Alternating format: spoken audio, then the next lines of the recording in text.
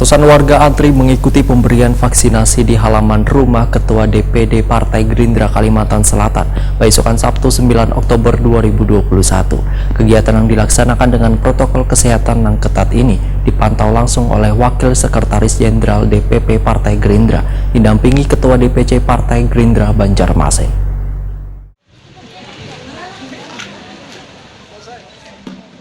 Ratusan warga antri mengikuti pemberian vaksinasi di halaman rumah Ketua DPD Partai Gerindra Kalimantan Selatan Haji Abidin besokan Sabtu 9 Oktober 2021. Kegiatan yang dilaksanakan dengan protokol kesehatan yang ketat yang dihadiri Kepala Dinas Kesehatan Banjarmasin Dr. Mahliriadi SHMH ini dipantau langsung Wakil Sekretaris Jenderal DPP Partai Gerindra Haji Muhammad Nur didampingi Ketua DPC Partai Gerindra Banjarmasin Haji Muhammad Yamin.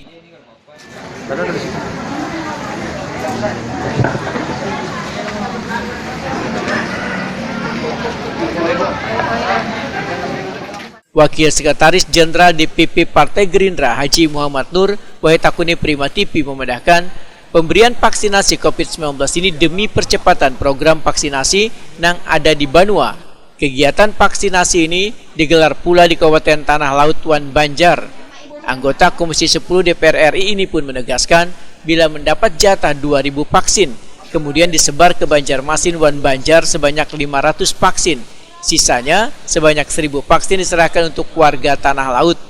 Haji Muhammad Nur mengingatkan warga untuk terus menerapkan protokol kesehatan. Dan kami koordinasi dengan melalui Haji Amin sebagai pimpinan di Kota Banjarmasin. Jadi program ini memang kami sampaikan dulu ke Ketua DPD supaya ada kegiatan keseluruhan, ada hendak bawa pribadi kami sorangan. Bapak Abdullah. Jadi kami libatkan pada kader partai termasuk pimpinan partai bawah sampai anggota DPR. Nah, karena kuotanya untuk tahap pertama dosis 1 ini 500 Banjarmasin, jadi kami serahkan teknisnya ke Diamin sebagai Ketua DPD. Koordinasi mereka dengan kawan-kawan di PAC, ada dari kader, ada dari luar. Yang jelas kami sarankan pada waktu itu di lingkungan domisili kantor. Di sini kan paling ada lingkungan di pengurus, kalau di UTP lingkungan kilometer 13 Bambu. Sementara itu, Ketua DPC Partai Gerindra Banjarmasin Haji Muhammad Yamin berharap kegiatan pemberian vaksinasi COVID-19 ini benar-benar bisa dimanfaatkan warga untuk meningkatkan kekebalan tubuh secara kelompok. Wakil Ketua DPRD Banjarmasin ini pun meminta Dinas Kesehatan Banjarmasin untuk lebih aktif lagi melakukan vaksinasi terhadap kaum lansia.